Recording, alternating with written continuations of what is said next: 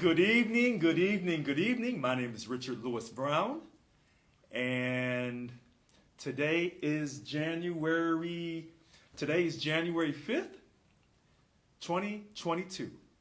So I'll say it again. Good evening, good evening, good evening. I am Richard Lewis Brown. Today is January 5th, 2022. Happy New Year, everyone. I am your Local 1000 president. So I'm so excited everyone has come on tonight. We are going to do something we talked about before, but you'll see why it's so relevant tonight. There was a recent article by SACB, and normally I don't respond to SACB all the time, but it had a comment about union membership declined slightly among telecommuting California state workers. So it hits two great points: membership and telework, which is fantastic. So we have this quick PowerPoint presentation. And even though I'm not the only union president here in the state of California, it has my picture. So to all the other union presidents in the state of California, I see you, I respect you. I'm not the only public sector president for the state of California. I may have the luxury or the privilege to be the president of the largest public sector union in the state of California, Local 1000. And that's a great honor. And I thank everyone for putting me in this position. So it talks about the decline, and it had the word telecommuting. So those are two great issues. So before I get started, let me say this. We are going to print out all of these petitions we have, the essential worker premium pay petitions. And I thought initially it was around 17,000. There may have been some duplicate petitions. So roughly, we know it's over 15,000. We're going to print all those out, and we're going to take them to the governor's office, and hopefully I'll get a chance to meet Governor Gavin Newsom for the first time.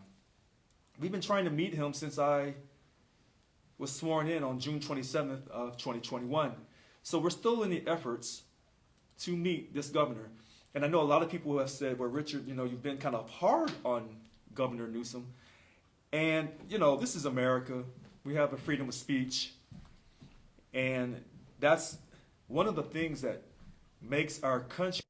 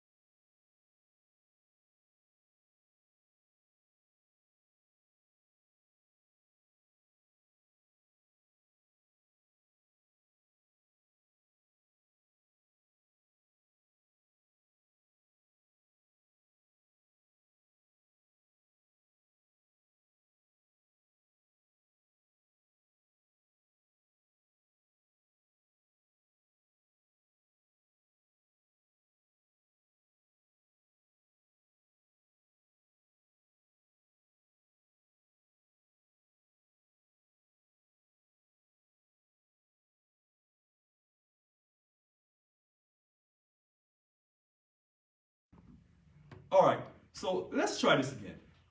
It's 6:34, so we're going to try this again. I'm Richard Lewis Brown, Local 1000 president. Today is January 5th, 2022. Tonight, we're going to talk about essential worker premium pay and telework. Normally, I don't respond to SACB, but they wrote an article on January 3rd, quote, union membership declined slightly among telecommuting California state workers. And it has my face on here. Well, I'm not the only public sector union president. There are about 11 more. So even though my face is on here and it talks about decline, we do have more than just Local 1000 for a public sector union in the state of California. Now, we are the largest, so maybe, some people say we carry the most weight. but we're going to address this because it talks about membership and it talks about telework. As you know, we were doing the essential worker premium pay petitions started in November, and we're just about done collecting them. I thought we had 17,000. It appears that we may have had some duplicates or some bad petitions. We should be roughly over 15,000. Now, we're going to gather them up, print them out, gather them up, and hopefully I'll get a chance to meet Governor Gavin Newsom for the first time. Now, some people said I've been kind of harsh on him, but we know in America, our freedom of speech, we're not mandated to like people. We're not mandated that we say things that people always want to hear or if they ever want to hear. So hopefully he'll have time. We know 2021 was a busy year, like it was 2020 for the governor, dealing with the pandemic. And he also had to deal with a recall that he successfully defeated. So hopefully those billions of dollars that sit at the state capitol, you'll have time to sit down with Local 1000, and not just Local 1000, but all the other public sector unions. And that somehow we can reach an agreement on how to reward people for putting their lives on the line. Whether they went to work or whether they stayed from home. But the bottom line is the fourth largest economy on earth never was interrupted. It stayed afloat and never missed a beat. It never missed a beat. So that's fantastic. Hopefully he'll have time to sit down this month or maybe sometime in February. Now, the Telework Survey that we sent out, we'll have the results by this week, and next Wednesday night we'll talk about that. Because we just didn't settle just what College HR wanted us to settle on. We're trying to get you the best deal possible. And I know a lot of people are saying, did we leave money on the table? Not in my mind, we did not leave any money on the table. We just didn't accept what College HR told us to accept. And so we were, quote, bargaining for the best side letter deal possible. And when you bargain, sometimes things can get kind of tough and things can slow down. Hopefully we'll meet with College HR here in the next few weeks and work out a deal. And I know a lot of people are worried about, will people be discriminated about who gets a chance to telework from home and who will have to go in?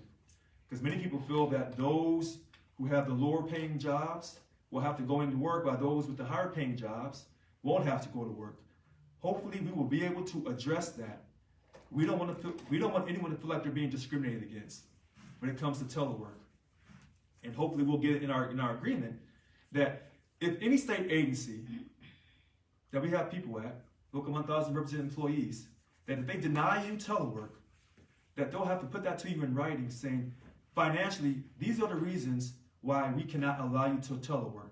We're just not going to blanketly say, well, you can't telework because of operational needs. Because what happens is the favorites in the office are able to work from home, while those who are not the favorites in the office, and most likely those are people who are dues-paying members of Local 1000.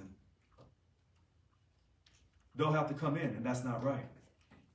So we're going to start with this PowerPoint, and it's titled Membership Trends and Its Impact on Bargaining. So hopefully we get this PowerPoint pulled up here. All right. So I'm going to back up. And so here we go. Let's get started here. As I said, membership trends and its impact on bargaining, January 5th, 2022. All right. And you'll see here, overview of Local 1000 membership rates and counts. Where do Local 1000 new members come from? That's a great question. Monthly membership gains and losses, reasons for dropped membership, strategic planning for membership drive, strategic planning for membership drive and its impact on bargaining.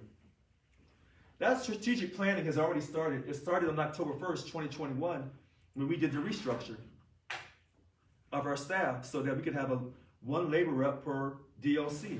Now, for those large DLCs, we have 2 labor reps. But that strategic planning has already started. We started giving training to our DLC presidents. That's very important because the DLC presidents know who their job stewards are in their DLCs. So that strategic planning for membership that many people have been asking about started in October. And the contract does not end until June 30th, 2023. So our bargaining will start, it ramps up in the spring of 2023. Some people think that it started this year, or did it start this year? We'll start organizing and having meetings this year. But as far as bargaining is concerned, that doesn't start until 2023. So that's a year off. But we get started now. All right. Long-term membership rates. If you don't hear anything I say tonight, I want you to remember this. Back in 2009, it appears that from what we can track, what's measurable, 66% rounded in 2009. That's a high membership rate. And that was during that furlough fiasco, as I call it, with that Schwarzenegger, Governor Schwarzenegger. I don't want to be disrespectful, I guess. All right. So then we dropped down to about 60% in August 2014, jumped back up to 64% in 2017, and we stayed there till June of 2018 when the Janus decision on June 27th, 2018 came out. And then we dropped. So we start high, go low, climb up, stay steady, and then we've been dropping since 2017, or since 2018, we've been dropping and dropping.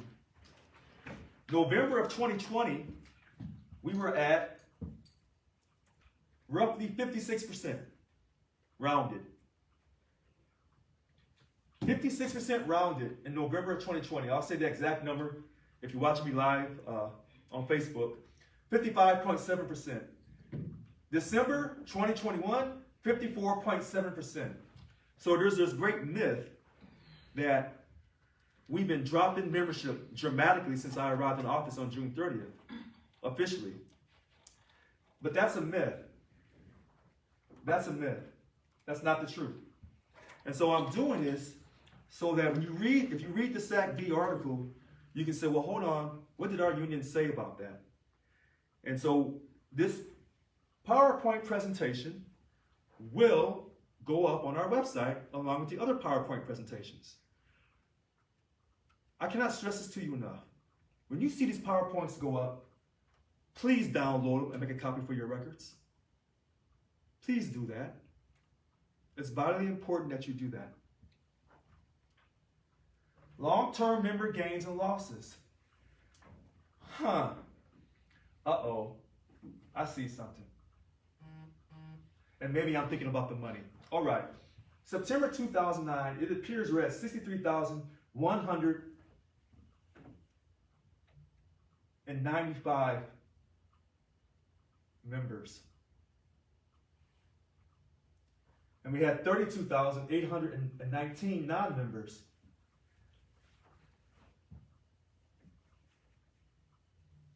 Now, remember, a member is a person that's paying full dues. Remember, at that time, we had the fair share fee payers, and we had the NGO, the non-germane objectors. They should have been part of this group. That's a huge discrepancy. But we have to remember the people of that, I hate to say it, of that generation, that time period, were people older than me, most likely. So in the 60s and the 70s, 80s, 90s, people really knew the importance of unions. Unions had a lot of clout, but you can read any news article you want. Over the years, unions have lost their clout, their, quote, perception that they're, quote, helping the working middle class.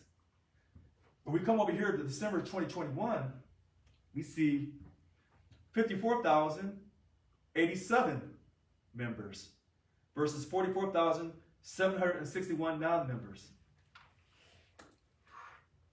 You see the color here. Purple, then red. Now, as we continue on with these slides, you're going to see people say we need a high membership to show the state of California that we are organized, unified, and regardless of our internal bickering, we are still Local 1000. And that we should be able to fight for a great contract. Now listen to this. When I show you the rest of these slides, you're going to see something. And you're going to realize that having a high membership is crucial to the perception of getting a great contract. But your chief negotiator, who is myself, your president, Local 1000, that person is really critical. because that person sets the pace at the master table.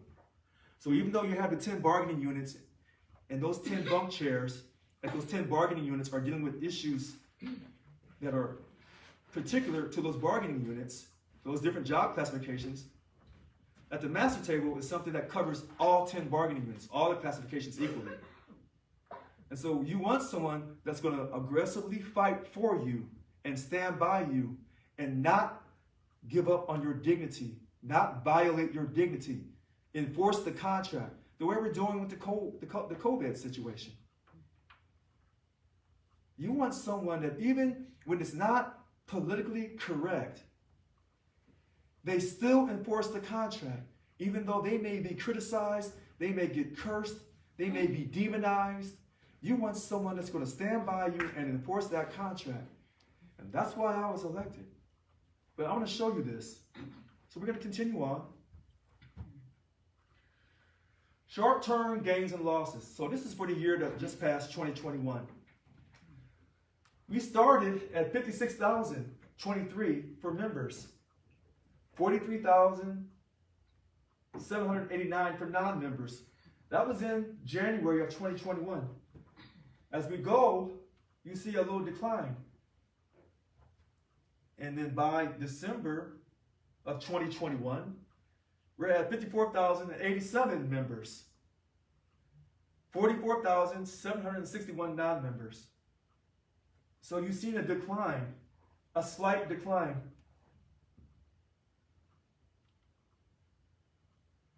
Now, the comparison of member gains and losses. 2009, I said we had a high of 63,195. December 2021, 54,087. Loss of 9,108 over that time period, 12-year. The 12-year time period. 4 times 3 is 12. All right.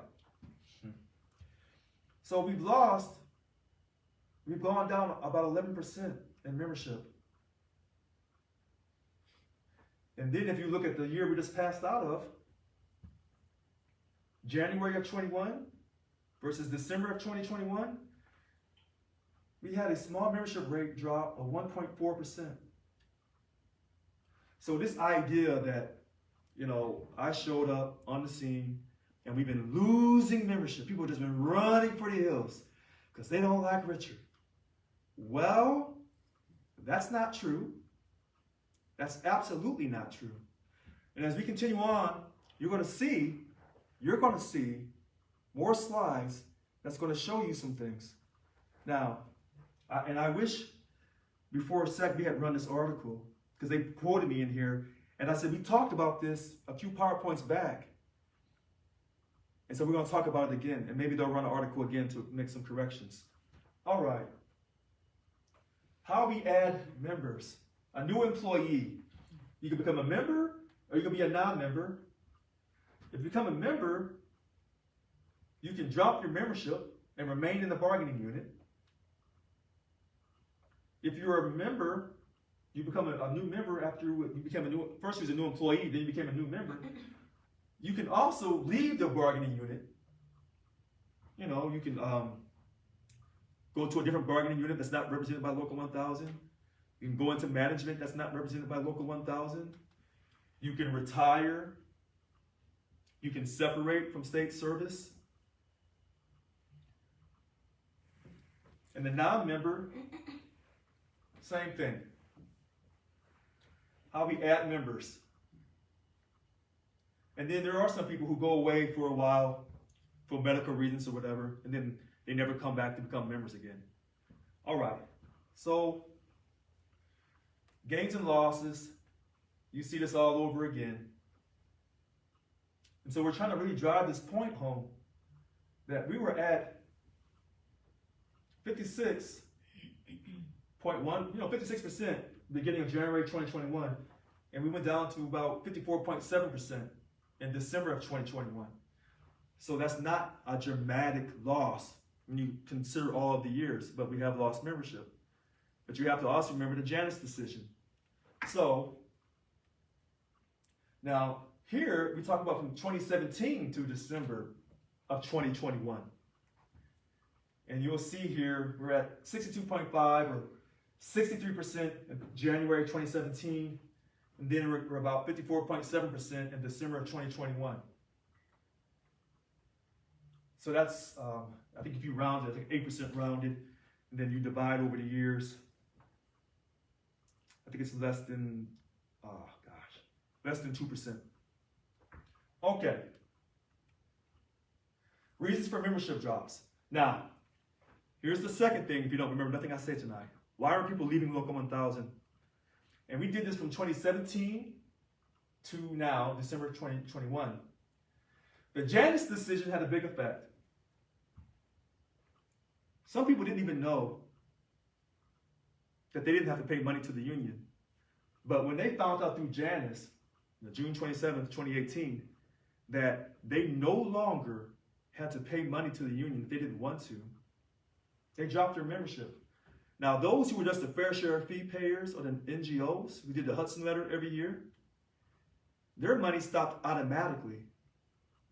In fact, those people actually, I believe that month of June, their money was actually refunded by Local 1000 in July or August. So, but with the Janus, people who were paying money decided they didn't want to pay money anymore. That was a huge, huge reason for people leaving. And then you have these other exceptions here. And they mentioned Hudson, but Hudson, they weren't really paying membership anyway, but they mentioned it anyway. Because then, once you stop paying that money, that's a money loss, the Hudson. So, ironically, unhappy with the union was only 174 people. Now, unknown, no reason provided, 5,990. That's the big number on this slide. We don't know why people were leaving the union. They didn't want to tell us. Was it because of politics? Was it because of me? Was it because of the former president? No one seems to know. No one seems to know, or they don't want to tell us. All right. And here it is about the Janus. Local 1000 receives a cancellation form from an employee that cites that the Janus Supreme Court case, the union marks that cancellation as Janus because the employee is using the Janus decision as the basis for dropping membership. And that was very important because we wanted to know how the Janus decision was going to affect Local 1000. Now, it says here, this form was drafted by the Freedom Foundation as one of the primary tools they use to attack our union. Now that I did not know. I didn't know that. Membership expired. Expires occurs when an employee who is a member leaves the employee roster file and a few months later reappears on the roster file. Reasons for this can be employee promoted to another unit or as a supervisor position and then exercise their right of return, or they are part-time or seasonal employee that comes on and off the employee roster file, or they were on some other type of long-term leave and decided to come back to work. In these cases, if the member left the employee roster file for 6 months or more, then the union automatically cancels their membership until the employee signs a new membership application. And I think we did that under the advice of the legal department. All right. So here it is again, reasons for membership drops by year. You see 2018. No, I'm sorry, you see 2017, 2018, all the way up to 2021. And you see the big number, 2,252 for unknown. And that was in 2017. That's interesting. In 2017, people were leaving the union and they weren't telling us why. And then in 2021, that number is the smallest number for reasons for leaving the union. All right. And then, of course, 2018, the Janus, yeah. Okay. 2018.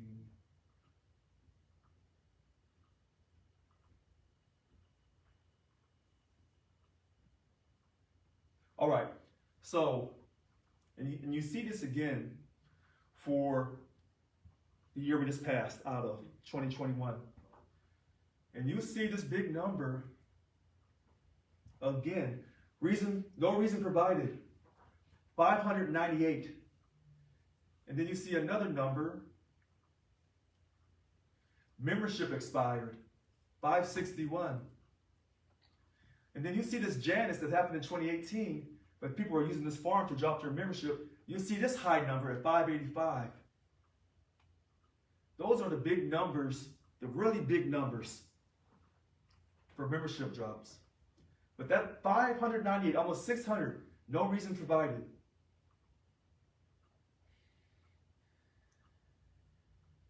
Now, left bargaining unit, and we have a reason.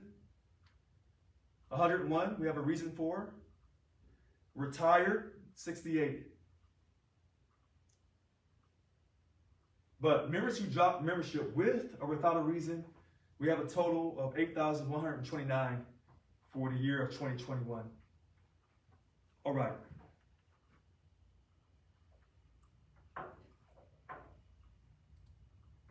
And so you see here for 21, 6,155 people signed up, new members.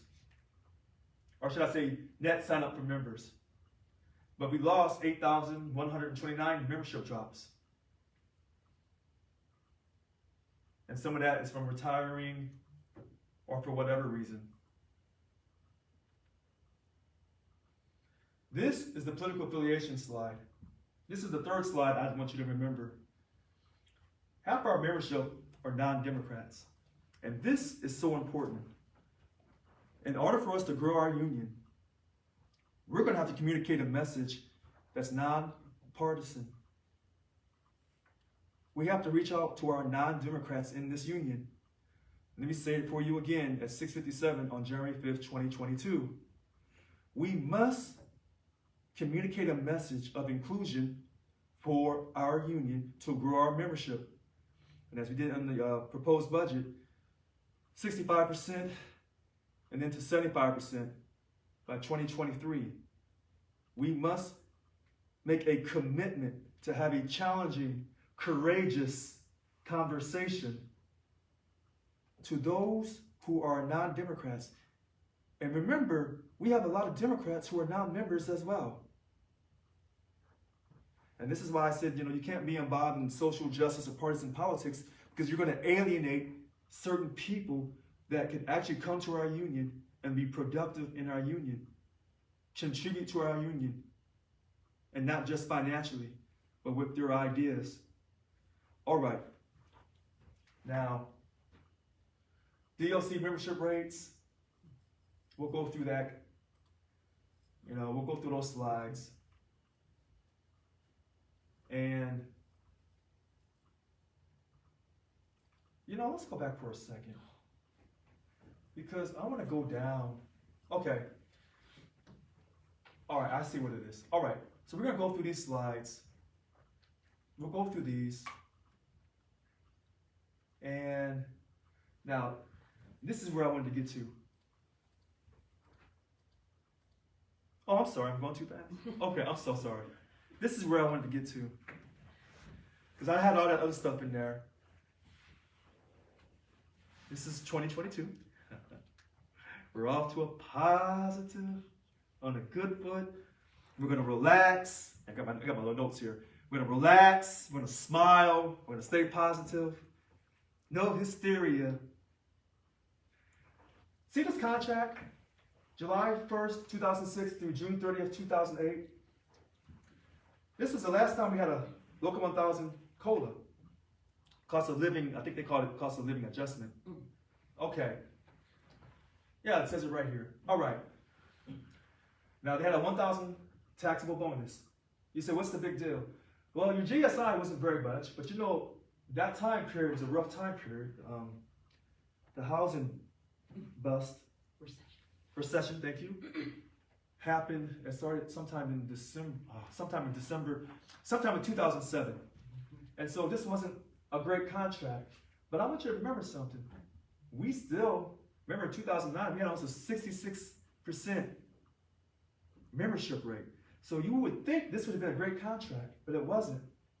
So it goes to show you that it takes more than just membership. It takes a leader that's going to make a commitment to you to create a new culture where it gets you a substantial pay increase. Now, for everyone equally, not just special salary adjustments for certain people, and then we leave other people out. That's not equality. All right. And then July 1st, 2010 through July 1st, 2013, 3%. That was some rough years. That was that furlough fiasco situation. 3%, only 2 employees on the last day of contract. Average GSI, 1.17%. The contract was ratified, I believe it was ratified November 8th, 2010. Don't ask me how I know. That number stuck in my head. And we lost those 2 holidays. Do you remember when we lost those 2 holidays? There you go. February 12th, Lincoln's birthday. There you go. Let me stop. Second Monday in October, Columbus Day. Okay. All right. But we had a high membership rate during this time period. That was during when we were fighting Schwarzenegger, Governor Schwarzenegger. Remember he had called for a strike? All right. 2013 to 2016, this is when we got Governor Brown in. Actually, he came in November of 2010. That's how the contract got signed on November 8th, 2010. Because we agreed to give up 1 day's pay to 2010 POP. Why don't I see that on here? Let me stop. All right, let's move on. July 2nd, 2013 through July 1st, 2016. We had a high membership rate during that time period. It had gone down a little bit, but it was still high. Look at this. This is really important about leadership. And this is where I'm going to give the former president much, much love. What time I have? 7:02 p.m. I'm giving the former president much love. No furloughs or POPs. Protection. And I state here, this will be in our next and all future contracts. As your president of Local 1000, as your chief negotiator of your contract, let me say this for you.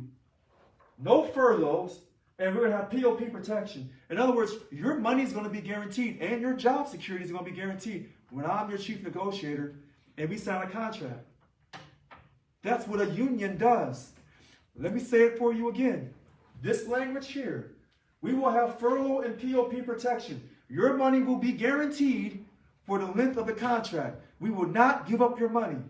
The state will not be able to furlough you if we have it written in our contract. That type of language must be written in every contract. Every contract. Every contract, this language, no furloughs or POP. That protection must be written in every contract. With also no job loss.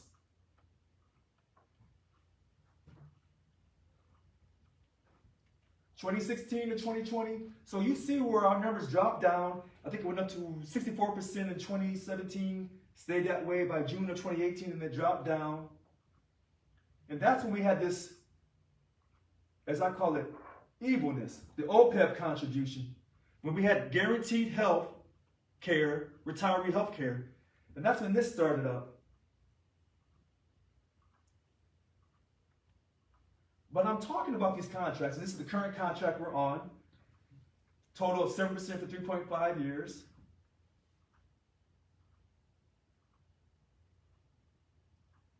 Average GSI 2% per year. That's not going to work. That's not enough. Nowhere close.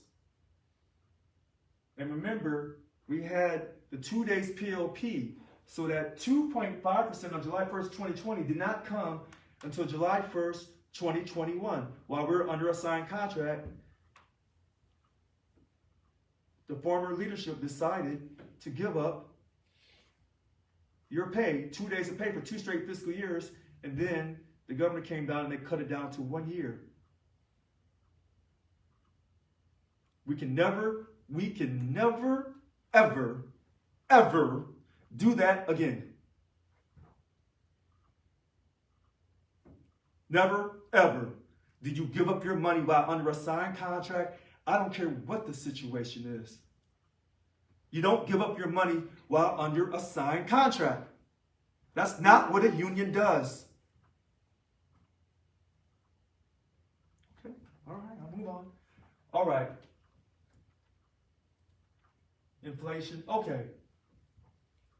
We'll stop here. Now, it's 7:05. 7:05 on January 5th, 2022.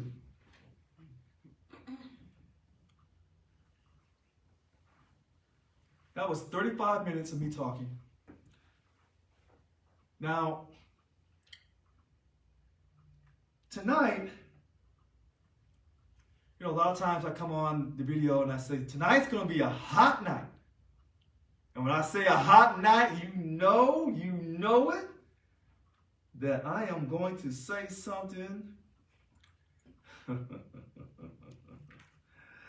You know that you say act presidential, Mr. Brown, but yet you sit there and you watch me the whole time, you and your family, to see what I would do.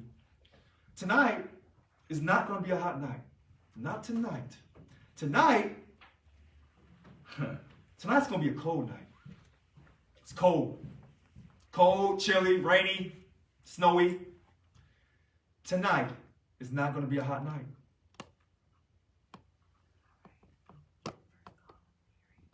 No hot night tonight.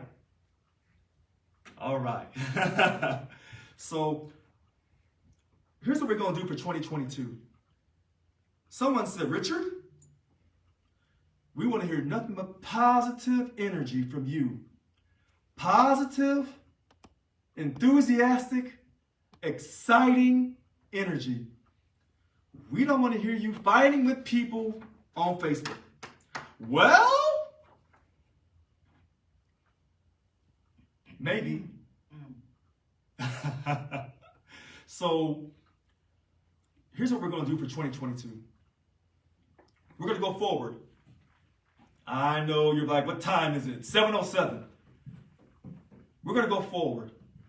And some people that come on these calls, that come with their negativity and their criticism that doesn't sound like it's constructive, that sometimes is perceived as being non-constructive. We have to, we don't want to censor their speech, but we have to get this year off to a good start. And so, if you can't come on and say something positive about growing Local 1000, if you come on asking a lot of questions, trying to create confusion, create controversy, maybe tonight isn't your night.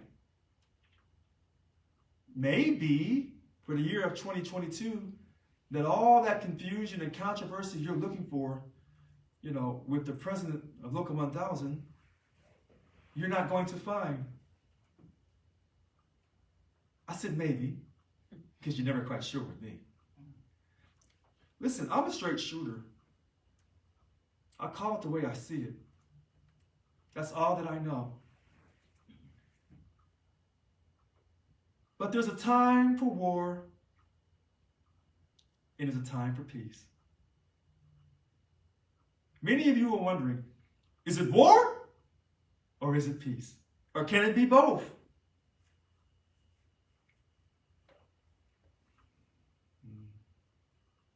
First caller, Frank Askin.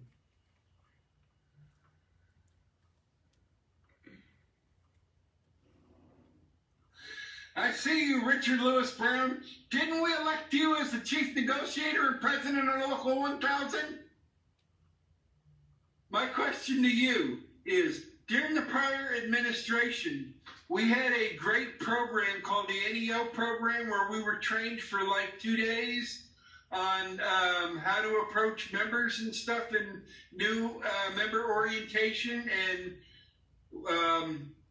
a lot of us were trained as and certified as certified trainers and stuff for the union.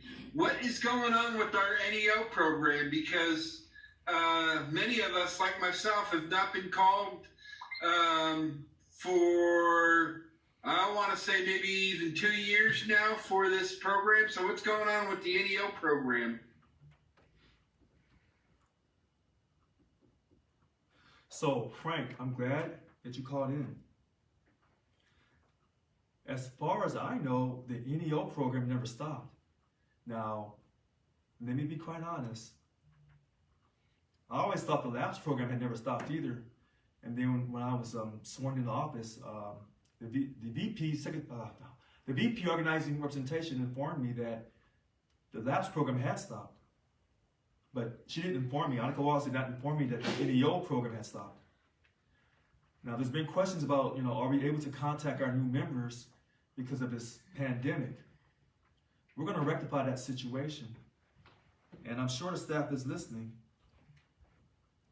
And Frank, if we haven't called you for this program that you have all this experience in, then we apologize for that. But as far as I know, the program never stopped. But thank you for your phone call. Next caller, DLC 772 President, Mary Dela Cruz. Hi, good evening. Thank you for taking my call. I just want to thank you for the great leader that you are. And thank you for the PowerPoint. I have a question. Very informative, the PowerPoint, and I can tell you the feedback I'm getting from my membership. They're loving the transparency. They've gotten more education since you've been sworn in than they've had in previous membership. My question is, Richard, President Brown, were you going to be posting the voting stats of the board of directors? I've had members asking because they watched this last board of directors that took place and they were astonished at what took place, and they're like, why don't we have that information? Why don't we know? I want to know how my president voted. So I'm bringing the question, will we be able to have stats so that we can see how the board of directors voted? For instance, I'm sure like approving monies that were spent, to Tel Aviv or Napa or, whatever. We want to make sure that everything was vetted correctly. And I told them I'd bring that question up. So that was a question, if those stats would be shared up at the website. So, go ahead. No, that's fantastic. The proposed budget, we're going to put that vote up. And I'm not sure if people know, it was such a very close vote. And one of the people who fell asleep actually voted yes, and I had that confirmation. So the vote was actually a 24-24 tie. And so, I haven't announced that publicly. And then we had 9 absent and 9 absent. Abstaining. Hold on a second. 9 abstained. But the person that was marked absent to make that number of 9 absent, that person actually had voted yes in the chat, and then they fell asleep and they had to go to work early the next morning. So they said that their vote was absolutely yes because they wanted to ensure the staff and the operations of Local 1000 did not go interrupted. It's never gone interrupted before in the history of Local 1000. Every proposed budget in its original format has always been passed. So we will get that posted. So just give us a couple days. It is posted. Oh, it is posted. But that person that voted yes, that had fallen asleep, we have to make sure that vote is shown correctly. So we'll put in the asterisk. So, you have a little pad here. Give me 1 second, Mary. Mm-hmm. And so I'm saying this live, and then I'm sending a note to staff on that person. And normally I could show it on my phone, but my phone is actually doing the live video tonight. But the person had fallen asleep, but had put yes in the chat. And the person was very adamant about that. All right, what's your next question, Mary? Oh, she must be gone. Okay, so next caller is Cheryl Douglas.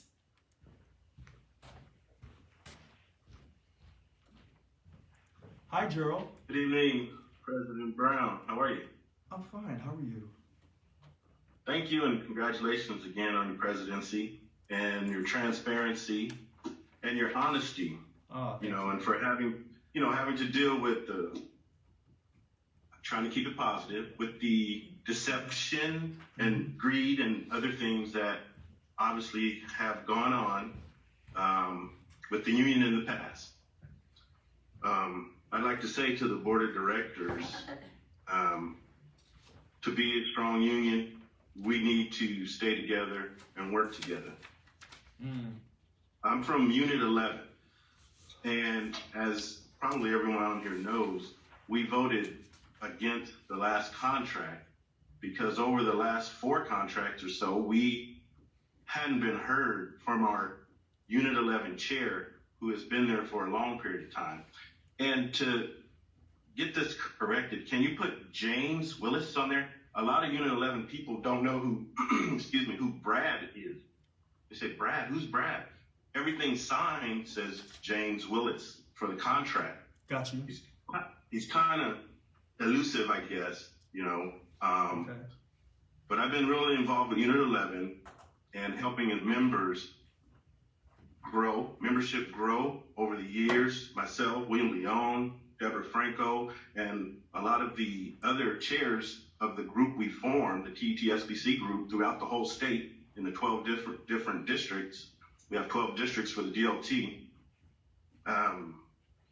And we've been looking for change.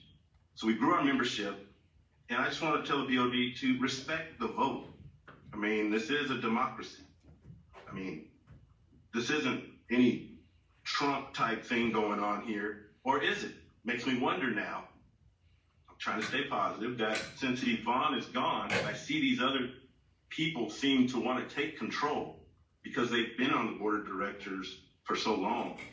Even an attorney that you can't trust as an attorney that's been disbarred and you use him as your leader, that just seems very unethical and nonsensical. It doesn't make sense why you would have that type of person leading the largest union in the state. But like I said, let me stay positive. Okay. My question was, if the union, our unit votes no to a contract, because we just wanted to go back to the table and negotiate what we know and documented the facts on how we've been neglected by our department, Cal HR, and the union. Mm-hmm. The union told us, deal with your department. Okay, our department says, we'll talk to your union. So we did all 3. We talked to Cal HR, to the directors there. We worked with our management and all district directors for the DOT. We sent the documentation showing and proving of our salary parity and other issues, not just money, no upward mobility, and a lot of other issues, and we can't even get a JLMC. So I'm holding Brad accountable. I have nothing against, James Willis accountable, because he hasn't done anything for the largest. We used to be the largest group in Unit 11, the Transportation Engineering Technician. Respect the Tech Tuesdays. We had a movement going. We wear our black shirts on Tuesdays and our purple shirts on Wednesdays. But I just hope that the board of directors can do the right thing, because I don't think in the policy file it says after a vote, if you vote no against a contract, that you take it back and do a revote, because that's what the board of directors decided to do, a revote, because it didn't go the way that everybody else voted. And then in the newspaper, it was put that the SAC-B, Wes Vintager, I think is his name, something similar to that, the reporter. Right. I talked to him. He interviewed a few of our people, but instead of putting in the paper the facts of our side of the story, he went with what Yvonne said, was that we were misinformed. For some reason, we didn't understand the contract, but every other unit did. And then it sounded like they wanted to blame it on the last, not organizer, but Tony Owens, as if he had some influence over the last 4 contracts we've been fighting for, going to the table, being subject matter experts, and fighting for what we know was right. But that was just all like smoke and mirrors, an illusion. He had nothing to do with what we were fighting for. But But anyway, long story short, I just hope that the BOD does the right thing. And those presidents that voted no to a simple standard budget, it kind of shows you, and hope the members that are under those DLCs find out who your president is. They voted no against something like this. It just doesn't look good, but we're going to keep fighting. And I'll say to the new members and stewards out there, build your membership, and get a president in your DLC that will fight for you in your classification. Thank you. Well, thank you, Gerald, for calling in. Let me reassure these 10 bargaining units. When we bring a contract to you, these bargaining units, and I'm your chief negotiator at the master table, if that bargaining unit votes down that contract, then we're going back to the table.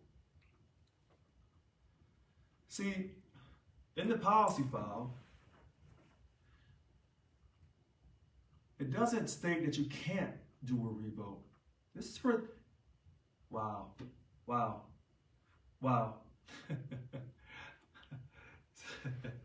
In the policy file, it does not state you can't do a revote. Let me set it for you again. In the policy file, it does not state you can't do a revote.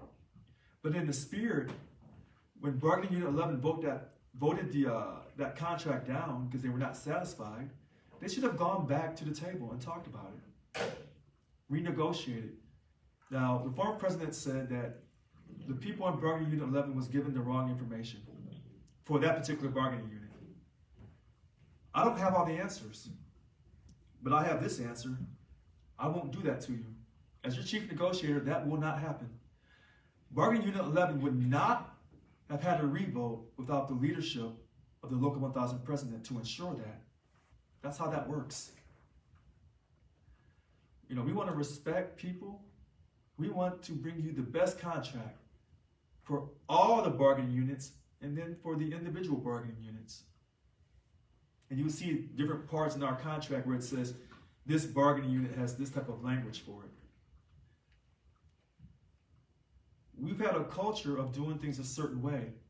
As I call it, you know, that status quo. But the status quo is over. Let me say this for you again. That status quo is over. It's over. It's a thing of the past. You must study your past so you don't make them same mistakes in the present while you prepare for your future. That's what they teach you in school. That's what life teaches you. That's why you listen to mommy and daddy and grandmother and grandfather. They've got the years of experience to tell you, don't do the same mistakes.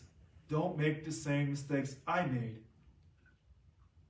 We're not going to make them same mistakes again, Gerald. That's a promise. All right, next caller, Joshua Jones. Good evening, Joshua.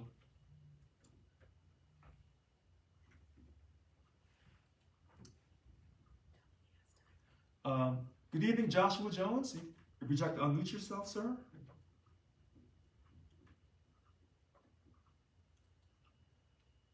Hi, Joshua. Okay, so we're having a problem getting Joshua Jones. So there's no more hands raised in the queue. Okay, where's the next hand that's raised?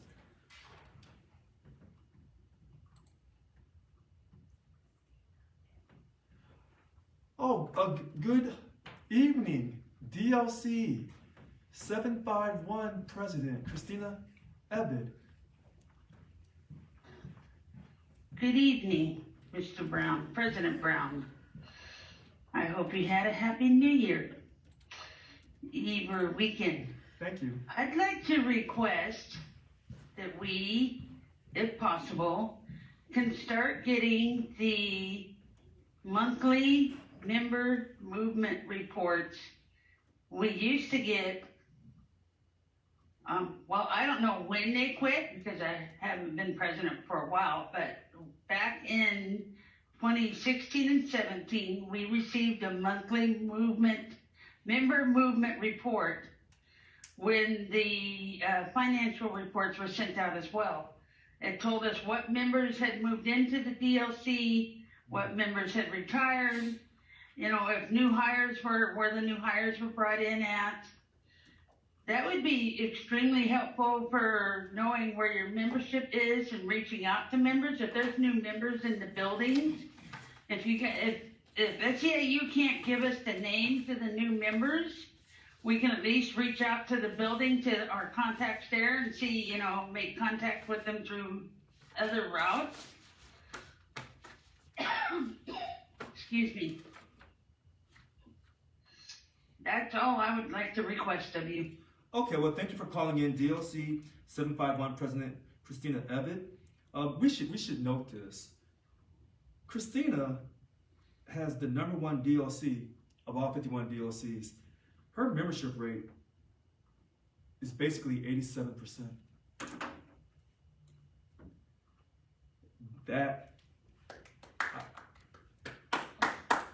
I don't know how many people she has in her DLC. Maybe she has a real small DLC. I don't have that number in front of me. But that is remarkable. And I do mean remarkable. So what she's asking for should not be a problem. All she has to do is send that request to the reports section. That shouldn't be a problem. If it is a problem, then they'll contact me, and then we'll figure out why she's not getting that report. That for some reason stopped.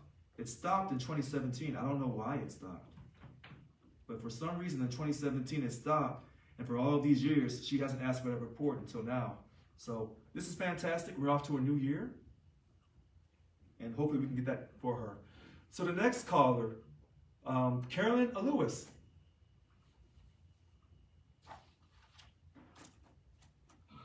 Hi, good evening. I was listening to VP Arnica Wall's call last night, and a member had asked about having the weekly updates done again, where we got updates each week on what we're doing, wins we've had, things like that. Is that something we can do again? And so we can get that out to the membership? Yeah. Updates on what's going on with bargaining, telework, things like that. So I don't see a problem with that. Some people never liked those weekly updates because they thought that they weren't telling the truth about what we were really winning or what we were really losing. Some people thought it was just a way of glossing over all the mistakes that Local 1000 was doing. And you know, I'm known for being a straight shooter, but I will say this. There has been some really good things that has happened. And we're going to start to highlight that more, while also facing reality that there are things that we're trying to overcome. The essential worker premium pay that should have been done a long time ago is still not done. And we're making every effort to speak to the governor. And some people say, well, Richard, you know, the governor doesn't like you. Well, I would say to Governor Gavin Newsom, there's a long line. Now, he'll be able to get to the front of the line. But, you know, you don't have to like me, Governor Newsom, when it comes to the essential worker premium pay. But I want you to like all these people that I stand with. And the fact that the money is there and the work is being done like it's always been done in the state of California, the #1 state in the nation. And this is what I know about Governor Gavin Newsom. This is an election year. And, you know, our legislators, who are our partners, they're not our bosses, they're our partners, he'll be termed out after he wins the next election because they have term limits. You know, we could learn something from that, actually. Hopefully that's not too passive aggressive, because we don't have term limits in Local 1000. But he's going to be termed out. And if he decides to serve his full term, or if he gets selected to be the next U.S. Senator from the state of California, then he'll go on to become the U.S. President. I want you to, let me wait till 7:30. Hold on. If I'm going to do this, then let me do this. You know, there's always people around me telling me, say this, say that, do this. You know, I'm always being told what to do. It's 7:30. Governor Gavin Newsom has a great chance to be the next U.S. President. He does. I can reassure you that if he decides to give essential worker premium pay to these public sector unions, and not just Local 1000, I can guarantee you he's well on his way. And the telework agreement. So we don't follow other states follow us. And so right now, when they see Local 1000, the largest public sector union in California, having internal problems, they think we don't have to worry. Yes, you do. You have to worry because this governor must win re-election, which he should win hands down. But there's a way of winning, and there's a way of treating people regardless of what political party you're in.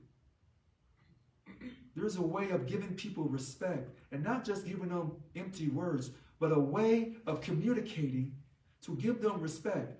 And what I learned today is people are looking for respect and recognition. And how do you show respect and recognition to American people? Oh, I'm going to tell you how.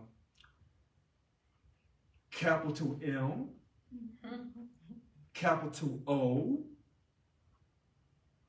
capital N, capital E, capital Y, with an exclamation point at the end.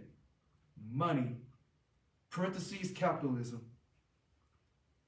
This governor can make it to the White House. Does he want to make it to the White House? He can start right here in the state of California by showing people that even when you make mistakes, you can overcome your mistakes, acknowledge your mistakes, and go forward. That's what Local 1000 is doing. We haven't always made perfect decisions. Neither has Governor Gavin Newsom. So when Carolyn says, listen, can you put some of the positive stuff in the updates versus all the turmoil that our union is going through? Well, sometimes bad news sells better than good news.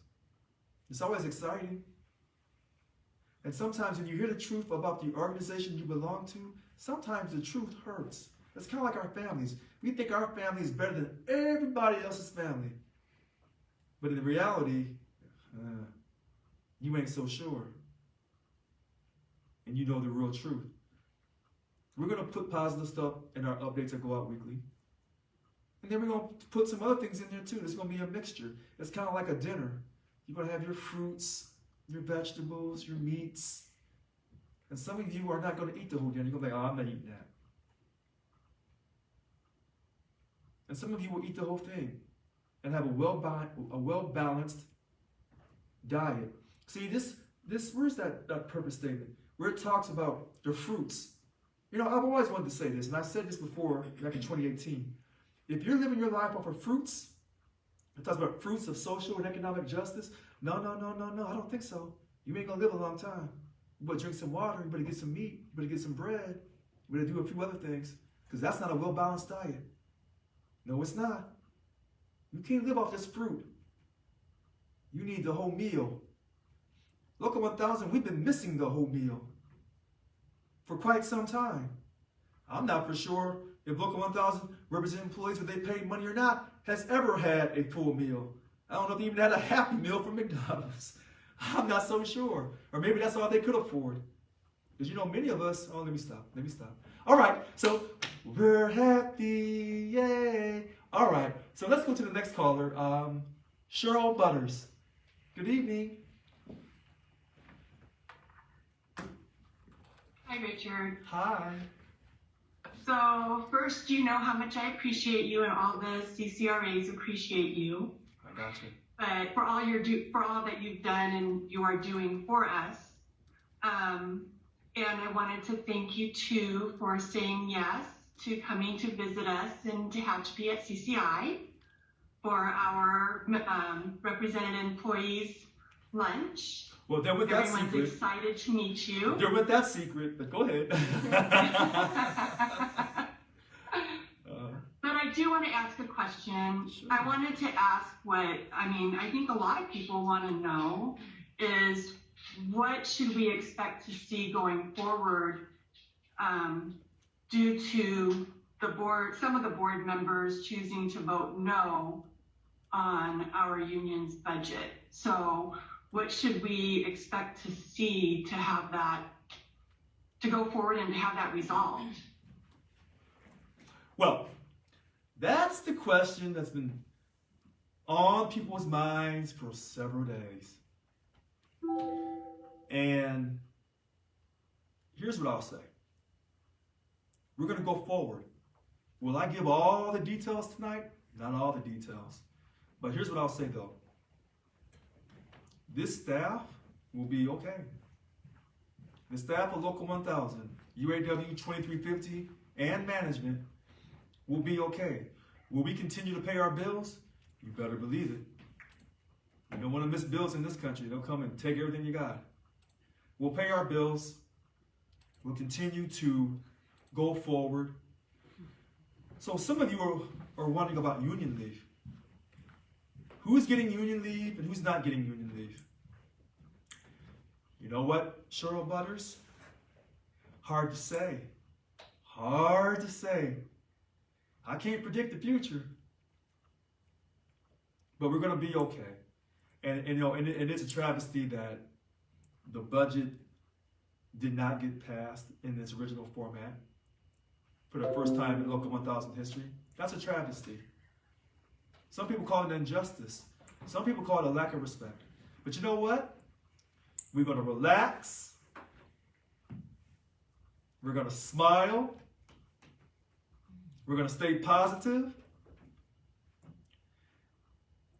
We are at 7:37. I know there's people that put bets on me on if I can maintain my composure. Okay. All right. So we're going to go to the next caller. So we spoke to DLC President 751, Christina Abbott. We want everyone else to get in before we end this call. So we're going to let Yolanda Williams. Hi, Yolanda.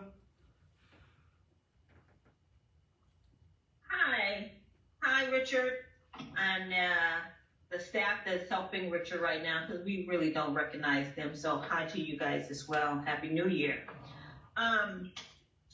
Anyway, let me get to what I got to get to, because, you know, I got to say something. Now, my issue here is, well, first of all, you want to keep it positive. I want to say that SEIU 1000 is awesome when it came to making sure that the members had a choice in regards to COVID testing.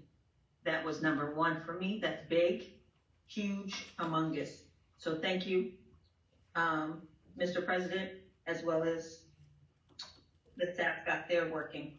Now, my issue with the COVID testing, had an issue where I talked to you before a couple of weeks ago, around December, where I was,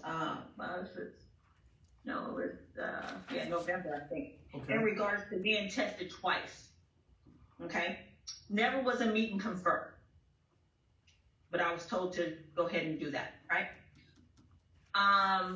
Now I have reps that's supposed to be helping me, and never actually got back to me in regards to that.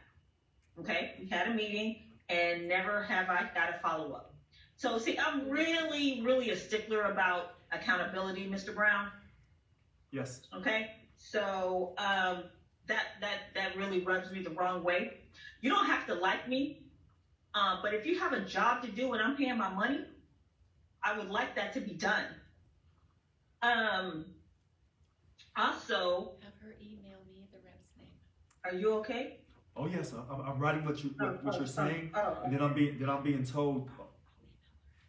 Okay, go ahead. I'm sorry. Go ahead. Okay. Also, I received an update by my department. You know, you go into different departments and stuff like that, but I wanted to let you know that I received another message from my department head in regards to COVID-19 protocol when it's cleaning. Because see, I come to work every day, such as probably some other people, just because we have bosses that are showing favoritism with the telework. So, and once again, you know, they're people, croonies, whoever you want to call them, they get to stay home, and we come in every day. So this director decides to write We will continue to require masks, social distancing, and provide deep cleaning and disinfectant wipes to mitigate exposure risk in our buildings. Well, that sounds wonderful, right? Yes. But I question deep cleaning, because I've been there over 18 months. Ain't nobody did no deep cleaning. So if I'm coming to work every day and I'm putting myself at risk on the train, and the protocol is deep cleaning, can the union tell me or have it somewhere what is the deep cleaning that's supposed to be doing? They supposed to have done for the offices, because that's not being done. So obviously the protocol for COVID-19 is not all the way followed, in my estimation. That's a problem, because if it's supposed to be deep cleaning, then that's to mitigate the exposure. Then they're not mitigating my exposure, and I have a problem with that, because I could die. Simple. And other people can die for them, quote unquote, saying that we're doing something that we're not, just so it looks good. That's what I see it on this community letter. So I'm asking the union, what are you guys going to do in regards to COVID-19 protocols that are not being followed? So the simple answer, Yolanda, is if you don't feel you're in a safe work environment, then if you don't have a job steward in your area, then you should call our MRC. Now, you said they never called you back. You should get a call tomorrow morning. Well, see, they didn't call me back. We had this meeting in regards to the testing twice. Now my issue now is something different, which is the deep cleaning protocol. Right. So yes, they didn't follow up. Now they're trying to say they're going to follow up, right? That's what you're telling me, Mr. Brown? Well, what I'm saying is, if there's a safety issue with the deep cleaning, then I want you to call our MRC. But if they didn't call you back on the other situation, then they can call and talk to you about both matters. Okay. And try to get that right. Okay. And then my final thing is, when you say when we get to an impasse, I am so ready to strike. I have my poster and everything ready, because I am ready to strike, because I don't appreciate the governor taking my money and making me struggle under a contract for a whole year. So, yes, I would like to, as you say, negotiate, do your due diligence, Mr. Brown, and union people. But if you ready, if you say strike, I'm right there with you. I'm in the front line. Okay? And that's all I have to say. Happy New Year. Well, Yolanda Williams, Happy New Year to you. I know a lot of people have heard her call over the last few months. We must always give respect. We know that Yolanda Williams was the one that told me once, and then she told me twice, why haven't you not done that essential worker premium pay? And Yolanda Williams is right. She's also spoken to me about that telework agreement that we are trying to get.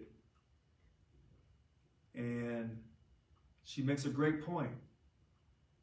Are we going to ensure that these state agencies don't handpick their favorites on who gets telework and who doesn't? And more importantly, who gets discriminated on who's getting telework and who doesn't? Message has been received, Yolanda Williams. Message has been received. All right, so let's go. I want to do something different. Normally I call these, I go in order, and I don't want to run out of time because we've been going long as already at 7:44. So I want to go to Michael Gus, and then I'm going to come back to some other callers. So let's go to Michael Gus first. So I know what you're doing, Mr. President. And for the record, Derek Roque raised his hand right after me. This is scripted. We know it's scripted. So anyway, hate to ruin the script. But what I want to know is your video on Friday was an embarrassment to all of organized labor. Okay, hold on. I was embarrassed as a state employee. I have a right to speak. Do not interrupt me, sir. I have a right to speak. Okay, mute him, please. Your video, mute him. So we're not having that tonight.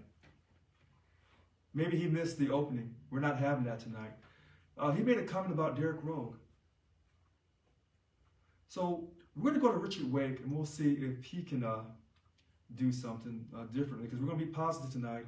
And all that negativity that Michael Gus was talking just now, I told you tonight's going to be a cold night. In fact, I'm so cold. Hold on a second. I'm so cold. Woo! Woo! Woo! I'm cold. It's cold. I can't do it tonight. I got to put my jacket on. I'm cold. Huh? It's freezing in here. I'm cold tonight. Carol, I'm cold. I'm cold. All right, so let's go to, okay, so DLC, is he, Richard? Okay, go ahead, Richard. DLC President, I'm sorry, Vice President 767, Richard Wake. Yeah, okay, so, just calling in to clear up something here. I'm gonna do it very calmly and peacefully and quiet, as nicely as I can. Several people have insinuated that somehow I switched positions with Ben Arriaga, that what we did was against the rules and it was completely, should have not been done.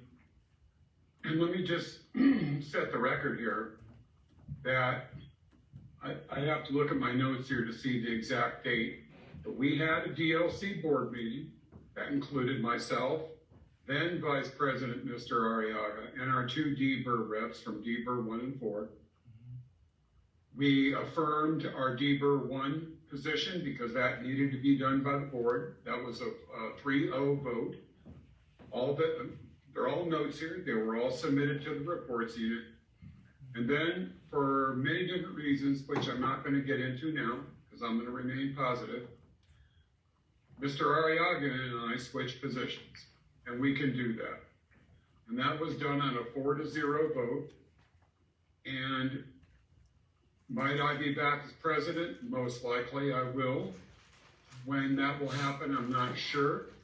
But no rules were broken.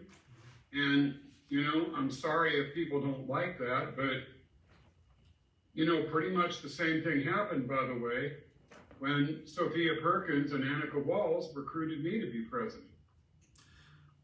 Okay, so you know, I was a one-man gang here for a long time until I only had one steward, and that was Ben.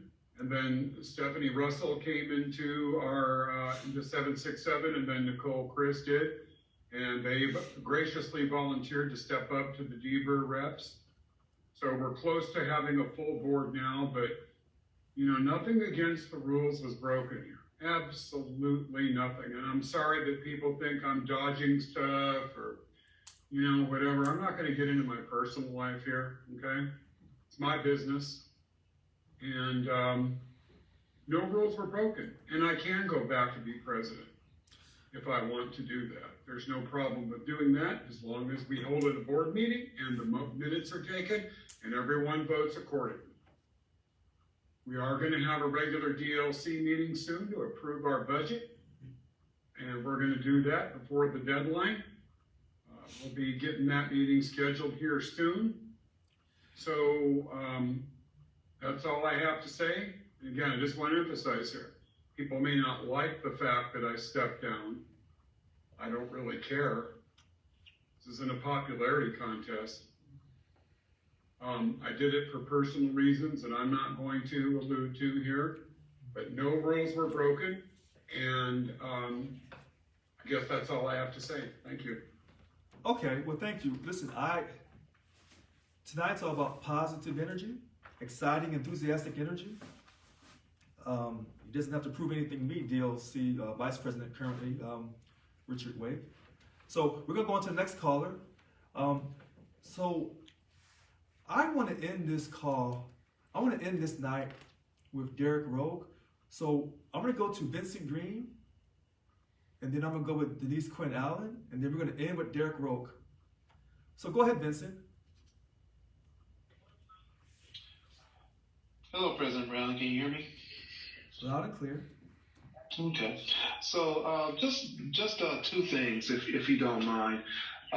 There's some things that you mentioned, and I know that you want to keep it positive. So maybe you and I can have a conversation. I'll be calling your office over the next couple of days to schedule some time with you so that we can kind of go over some of your points and maybe we can get on the same page. I think that's the most fair thing to do. And then my second point was to the young lady who was speaking about the deep cleaning in her office. And, I'm not sure if it is common knowledge or not, but, there are the buildings that are owned by the state of California are usually cleaned by DGS staff, okay?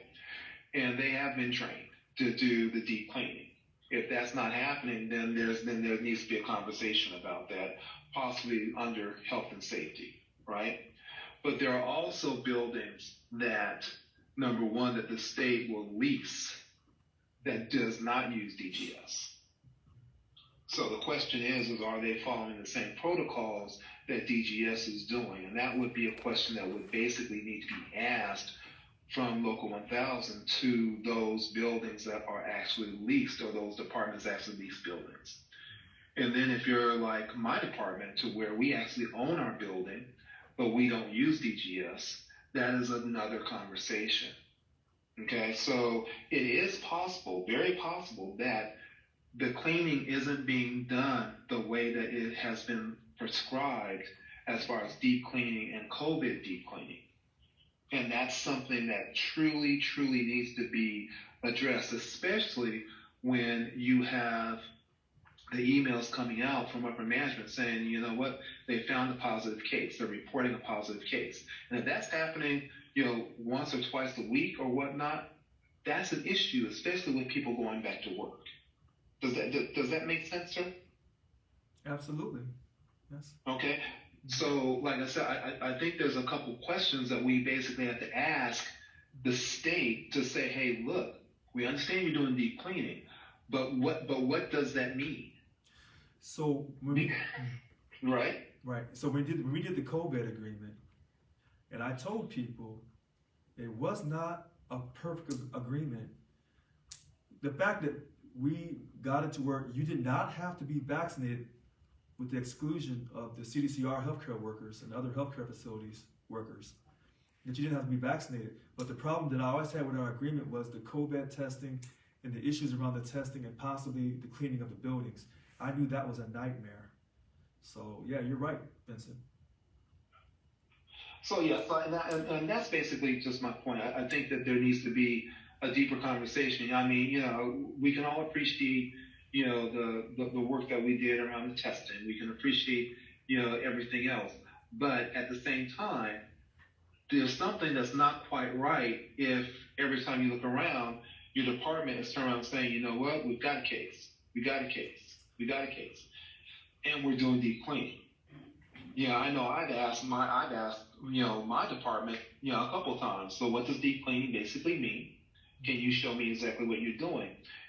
Haven't gotten a response. And I should have gotten a response. Well, and with that question, people have asked about this COVID testing, about the colors, the company that's being used, and how they're getting the information, and where's the information going. And if I test, are they going to pay for me to test? Are they going to pay for my time off? And all these questions, because people don't test. People question the testing procedures, because different agencies are doing different things. So what you're saying about the deep cleaning, people are also saying about the testing for COVID. So I know, I agree with you. Right, and I would just turn around and say, you know what, President Brown, there's a lot coming at you. I get that, I understand that, but the one way that you can really truly eat the elephant in the room is one piece at a time. Right? So, if we tackle one thing at a time, I think slowly some things will kind of go away. It may take some time, but at least we're showing members and concern, whether they're members or non-members, that, we are addressing the issues and we do hear what those issues are, and we're doing what we can. I thank you for your time. Well, thank you, Vincent Green. All right. So let's go to Denise Quinn Allen. Hey, Richard. I just want to go over some of the things that you stated earlier in this video. I took down the count at the Board of Directors meeting that you called recently, and I got 24 for the no's, and I got 23 for the yeses, and I got 9 abstentions and 8 absent. So that's word for word. I was accurate with what I took down on my sheet when it was recorded, and per the video that was released live, I'm looking at it as well, and even what's posted on the website is confirming my numbers. Right. 24 no's, 23 yeses, and now you're claiming that there's a 24th vote from one that was from one director that fell asleep. Yeah. Can you give us that name of that director that fell asleep? Because I've double checked. Everybody that was on the roll call, every single one of them either voted yes, voted no, abstained, or was absent. I've accounted for everyone. So who is this director that you're claiming is changing their vote now? So we're going to put this up on the website hopefully by tomorrow. And I'm not. I have it on the website now. I've screenshotted it. Right. So what we're going to do, we're going to make the correction, and we'll put, because I'm sure the staff's writing this down exactly what I said on tonight's video. So you're going to manipulate what's already on the website now? Because like I said, the night it happened, I wrote it all down on a piece of paper. I took roll call. So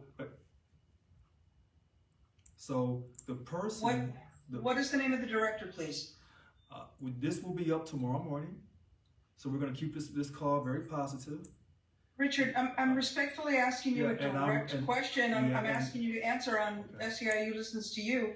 What is the name of the director that you're claiming changed their vote? You're Mr. Transparency. So I'm asking you to be transparent here, and I'm respectfully just simply asking you. I'm not trying to trap you. I'm not trying to do anything mean. I'm being honest with you. I counted the votes. What's posted on the website now matches my count that I got. Okay. So who is this 24th person, and what is the name of this director? Well, first of all, Denise Quinn Allen, hold on a second. First of all, as the Local 1000 president, you will see it tomorrow morning on the website. The correction. Manipulated. Okay. Okay. So this is why, when people call, and I say this is 2022, and people are going to make comments and say things that they want to say.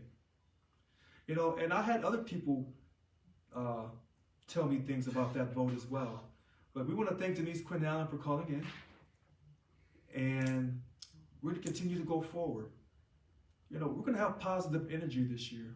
If you notice this whole night tonight's been a really cold night. You notice how my energy level is really low? You won't even remember this video tonight. You won't remember not one word. All right, so let's go to Derek. Derek, good evening.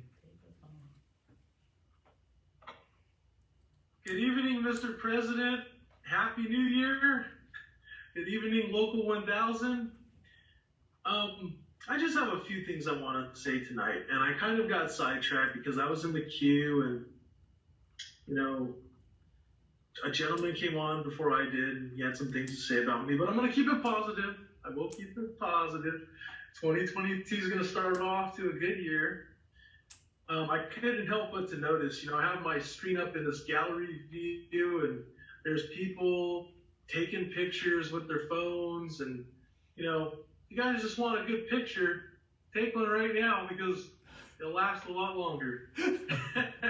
Now, I want to, I'm sorry, I haven't made you laugh, Richard. You had a long night. Let me take some of this positive energy, but I want to go ahead and start off by saying, I want to make a comment on what you said earlier. You brought up, the essential worker premium pay, and, the thought is by some of these members, well, how is our relationship with the governor going to work? Right. Right.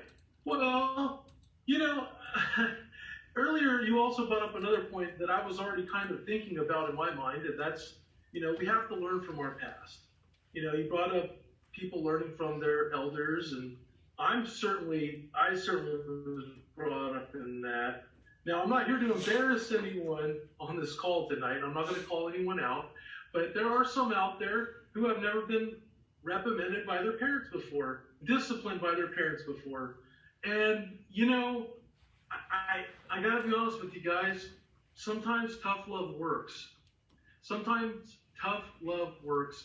And yeah, there's a time for peace, but tough love has worked for me my whole life, and it's got me to this point. And I'm really proud of where it's gotten me, and it's led me to be the leader that I've become. And I want to thank you, President Brown, because through your transparency, sometimes there is some tough love, and it still shows that it works. We're here, we're getting stronger, and we're going to create the best future we can going forward in 2022. And, you know, to all the naysayers and all the people that want to jump on these calls, like the last person who wants to go on social media and call me a gaslighter and make all these allegations about me, that's okay. Right. I'll take all the slings and arrows because I love you members out there. I love every one of you. And even though it's tough love, it's still love. Happy New Year's. You know what? I like that, Derek. And I really want to end this. I do. But I see DLC 768 President Cheryl Allen. And I am not going to end without talking to her. Come on, Cheryl.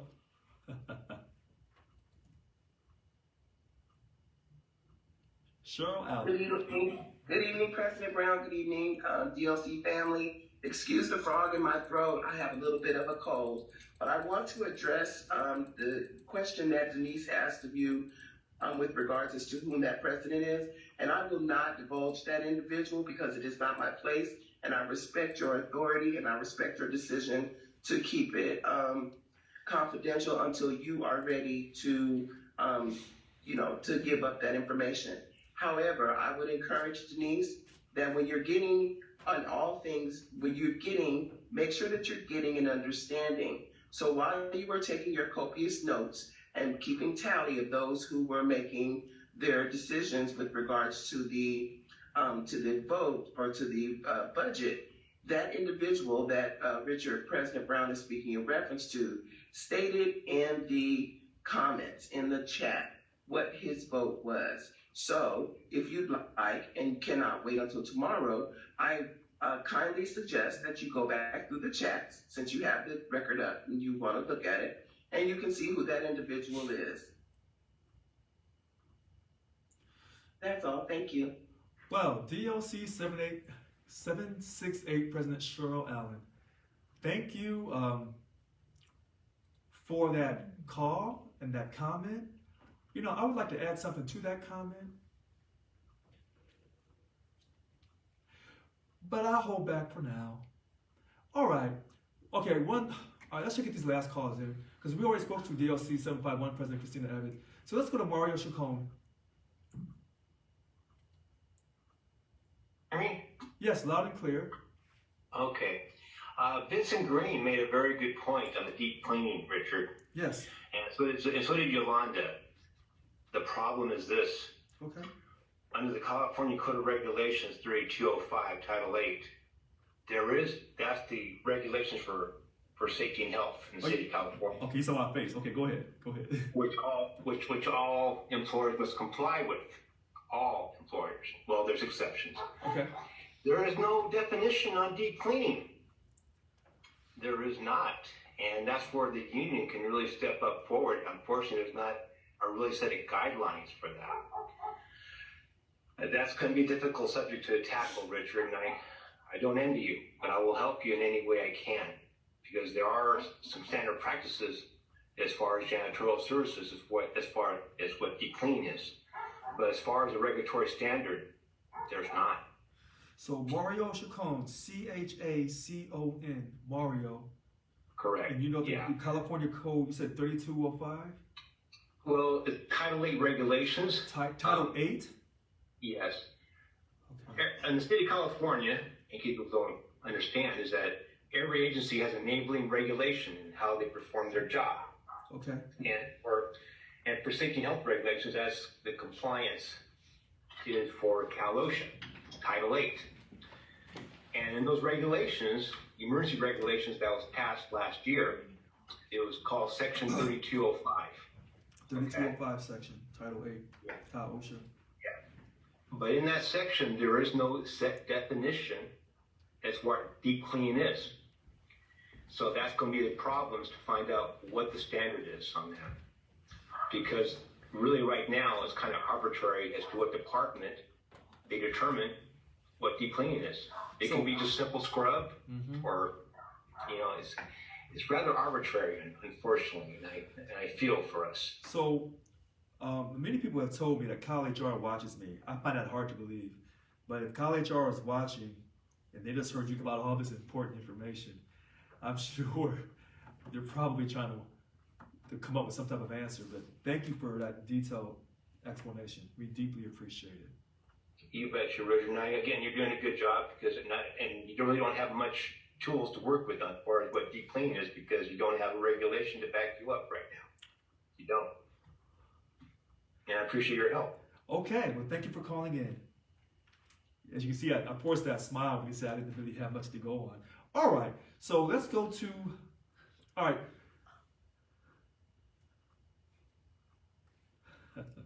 So, we're gonna try Michael Gus again, and then we're gonna get out of here. So go ahead, Michael. Thank you. Please let me say my 2 minutes. I didn't see what you said. I'll go back and watch it. But I had to work late. Was finishing up an audit. So sometimes I have to work late. That's my work schedule. So I missed it. But I just want to say I was embarrassed by your video on Friday. I also want to say that I took the count to, and I want to note that Robert's Rules of Order requires any changes of the vote to be made at the meeting, that you adjourned the meeting by saying, I quote, and I quote you, this is a direct quote, we're done, and then you disconnected the meeting. Right. So any change of the vote after that, and that you confirmed on video, and I have that clip, that you confirmed on video that the vote was as Denise Quinn Allen said. And so, and I say this to our brothers and sisters in UAW 2350, it breaks my heart that you're locked out. But that vote was essentially a lockout vote because the board had concerns and valid concerns. Right. There was an article in the Sacramento News and Review. There was a few posts on social media that had it right on the money. That the discussion that the board had, they raised concerns about the fact that you assume that dues would increase even though membership is declining. And so they voted it down. And in my opinion, as a member, that was the correct vote, and I'm proud of the board. I hope that you cannot make this about yourself and work with the board to amend the budget and pass it properly rather than wasting our money in court. So because I pay $97 a month. Michael? I pay let me finish. I'm almost finished. I pay $97 a month, and I don't like that. So, if you've noticed, this whole night was going really, really, really, really good till Michael Gus came on. And so, we're gonna say, where's my little cheat sheet? Here's my little cheat sheet. Relax, smile, stay positive, no hysteria.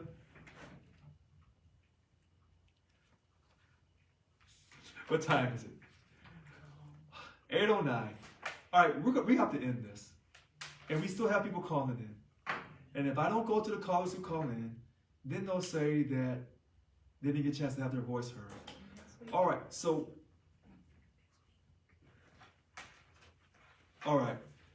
let's go to Leona Mitchell. Hi, Leona. Leona Mitchell. Hello. Hi. Hi. I be on these calls like every Wednesday, and those same three people always give you a hard time, Richard. I get so sick and tired of hearing them. I don't know what the problem is. They should just live, be happy, enjoy. It's just they always the same three people. I'm on these calls every Wednesday, and you get those same three people that just go at you and bring up stuff that's in the past, and it's just like I don't know what to do. I'm getting to the point that I don't even want to come on these videos, these chats, because they're the same three people every week. If they don't like, I don't even know why they come on if they have all this negativity going on. They shouldn't even come on this video. I mean, you know, it's the same three people, and you know, you're doing a good job. I mean, they should just get over it. You are the president. There's nothing gonna change. Just get over it. It's a whole new year. Get over the fact that you are the president. They should just get over it. I just don't understand. That's all I have to say. Fiona Mitchell? I wasn't going to let Michael Gus come on a second time. And you just inspired me. You just inspired me. All right, let's go to the next caller. Betty Jackson Stewart. And then we're going to end with Melissa. Hi, Betty. Good evening, Richard. Good evening, everyone on the call. I just wanted to say, one, I attend this Cal OSHA meeting, and they were speaking about COVID. And the terminology deep clean is not the terminology that was utilized. They used the terminology decontaminate. And they stated with COVID, when an area is exposed, you must decontaminate. And that may be the Mario gentleman who came on, who stated he could not find the language for, I think he said deep cleaning. I could be wrong. No, and you're right, you're right. if I am, I apologize. But I thought he said deep cleaning, and that might be what the issue is.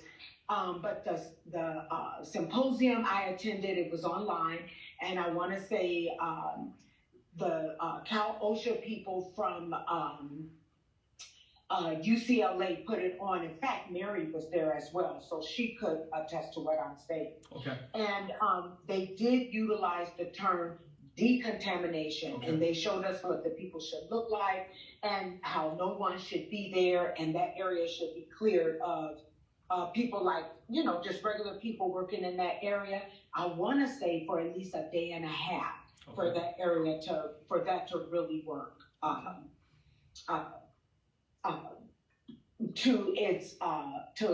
to get the maximum what is the term I'm trying to use? Anyway, in order to get the maximum decontamination situation out of it, that area needed to be shut off to the public and for workers for clearly, I want to say clearly, at least 24 hours. And it's decontamination. So ask him to look that up and see if he sees anything different. And, you know, Richard, I appreciate you having these meetings and not censoring.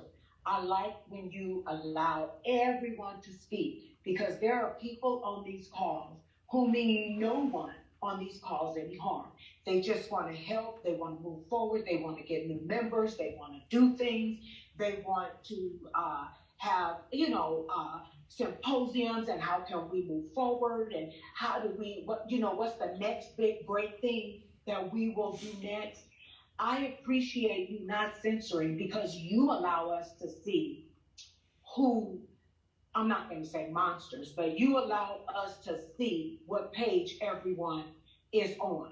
Even Mr. Green, when Mr. Green came on tonight and he addressed you, he was so respectful, you know, and he, you know, I mean, it's just really dying out. It's dying out. And the people who are trying to keep that alive, it is good that you have these meetings and you allow them to speak, because once again, they wake us up and they allow us to remember who they are and what they're capable of. So I appreciate the meetings and that you allow everyone to speak, whether they're for you or against you, because a year or so ago, we couldn't do that.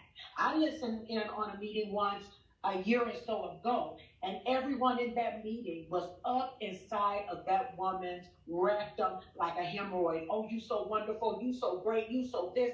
It reminded me of when Donald Trump would go around the table and everybody around the table would just tell him how wonderful he was, and there was no constructive criticism at all with her.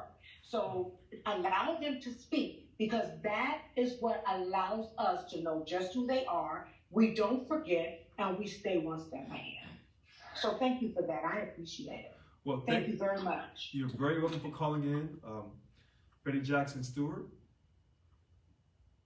Thank you for that information on the decontaminate. Now, let's go to Melissa, and then we're going to end with Marshall Stewart, and that's it. Go ahead, Melissa. Bunk chair 20, Melissa Bartanian. Hi, Richard. Hi. I just have a comment for those little handful of silliness I call you every week. They always talk about the board. Well, I am part of the board, and they sure as hell don't speak for me. So I approved that budget, and I had all day to ask you whatever I wanted to regarding that budget. And if people really listen to what they say, they contradict their own selves. So I'm tired of them getting on here talking about the board this and the board that. They are not the whole board. There are only 4 votes on that board, and they don't speak for me, and they never will, because they can't even keep their own words. And that's all I have to say. Melissa, bunk chair of 20, thank you for calling in. And who knows when our paths will cross. Very soon, I hope. You got that right. All right. So, Marshall Stewart, and then we're going to stop at the last person, DLC 792 President Jack Dean, and then that's it. So, go ahead, Marshall Stewart. How are you? Hi, how are you doing, Richard? I'm doing great. Fantastic. Hey, we had an issue today with the prison, and the prisons is a whole nother world. Kind of make their own rule, but I was asked today by my CMPR, who's over the records division, be it that we have a lot of and there's no inmates to clean our bathrooms in the admin building. So he asked me, would the staff be willing to volunteer to clean the bathrooms? So I need some information out there regarding that, because none of my staff I work with has any type of training, contamination, deep clean, whatever it is. We are not cleaning no bathrooms. I understand if it was a lockout and a lockdown, and if there was something major put on the guard, if we had to make sandwiches, we could make some sandwiches, but that's different than cleaning bathrooms. So my answer would be to that is, we don't want you to get in trouble by being insubordinate, but you also have to make sure you protect your dignity. So if you feel you need to file a grievance immediately on this, if you need to speak, call a meeting to stop this madness, then that's what I would highly encourage you to do. You know you have my full support, and you have my phone number. Thank you so much. Have a great night. Okay, you have a great night too. And she's not the only person, Marshall Stewart, who has called and told me things like this. At a certain point, Local 1000, we cannot allow the state to keep pushing us around, bullying us around, and telling us, you go on and comply now and grieve later. So you go on and take this abuse from us now, and then we'll talk about it later. That has to stop. All right, DLC 792 President Jack Dean. Go ahead, Jack. Good evening, Richard. How you doing? I'm doing great. How are you? Good.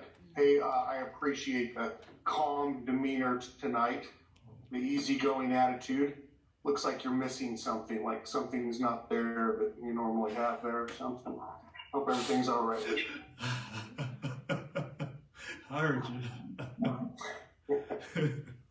You know, we just, Lassen County wanted to be the last one on the line tonight to say we support Richard Brown. We support everything that you're doing. You know, it's this budget not passing.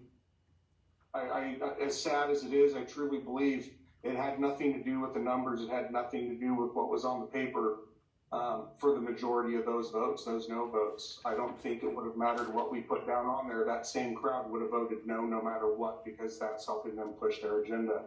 And that's really sad. I hope in 2022, SEIU 1000 can find a way to unite stronger than we ever have before. That's all I got. Hope everybody has a great night. Okay, DLC 792 President Jack Dean, Lassen County. You know I love you. Thank you. one last call because I just can't win. So the staff is fully supporting me. One last call because we know that people do a lot of hard work. So, so I can't make this up. E.B. Lynch. Go ahead, E.B. Lynch. That's the last call. That's it. We're done. We're done. E.B. Lynch, go ahead. Thank you, President Brown, for taking my call. I want to first start off by saying your staff is awesome because they are one of the hardest working peoples that I know, and I've worked over 20 years in the military, and we work hard in the military, but your staff diligently does what they do constantly without complaining. Maybe a little, but for the most part, they don't. So thank you to the staff of Local Untitled. Okay. You guys are awesome. And thank you, Mr. Brown, for all you do, because I have been privileged to see what you have to deal with, and you do it with strength and character, and we are very privileged to have you as our leader. I also want to just let everybody know that tomorrow there is going to be an orientation for those LVNs who wish to become RNs. So please go onto the website and let all the LVNs know about this program because it's a wonderful opportunity that a lot of people aren't aware of. And they're going to start the process to choose individuals who are current LVNs for the state to go into an RN program. This is a union-sponsored apprenticeship program, and we didn't get the turnout that we needed to get last go around. So please get the word out. Let your people know that tomorrow, the 6th of January, they will be having an orientation for this. And people, please know that this is the union who fought for this. This is a great opportunity that was brought by our union. I did a meal tonight, and people were excited about that type of information because they wanted to know, what do I get by being part of the union? And this program is something that the union fought and won for us LVNs so that we can have upward mobility. And again, thank you, Mr. Brown, for all you do. Thank you for your staff. Thank you. E.B. Lynch, thank you for calling in to state that about the LVN program, about becoming an RN on our website. And then, okay, this is the last call. We have to stop. DLC 770 President Nicole Solo. We have to stop. So DLC 770 President Nicole Solo. Go ahead, Nicole. Hi, Richard. Hi. I just wanted to say that I am with the other lady. Those people will not ever sway my vote for you or sway my vote for anything. I just wanted to tell you that the DLC 770 supports you, and I won't take any of more of your time. Thank you. Thank you so much, DLC 770 President Nicole Solo, for that support to the entire DLC 770. Thank you so much. I know other people had their hands raised in the queue to talk again. This was supposed to be a short night. It was not a short night. Now, I know people are shocked that for almost 2 hours, I stayed relaxed, I smiled, I stayed positive, and no hysteria. So you're saying there's no way I can do this in the future. You may be right.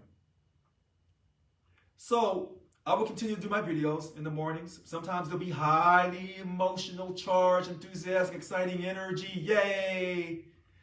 And when you look into my eyes and you see how fired up they are, you'll think that I'm mad, but I'm just passionate with love. 99% of the time. We're going to come together in Local 1000. I'm going to build alliances on that board. How do I do it? I've got a great strategy. Want to hear it? I bet you do. All right, today is January 5th, 2022. I'm Richard Lewis Brown, Local 1000 President. Tonight was about membership trends and its impact on bargaining. We will get a 21% pay increase across the board for everyone next year when our contract ends on June 30th, 2023. Right now, our membership's not high enough. We will raise our membership. We will stay strong. We will stay vibrant. We will deliver those essential worker premium pay petitions to Governor Gavin Newsom. And we're going to get that Telework agreement. Oh, yes, we are. Thank you for your time. Good night.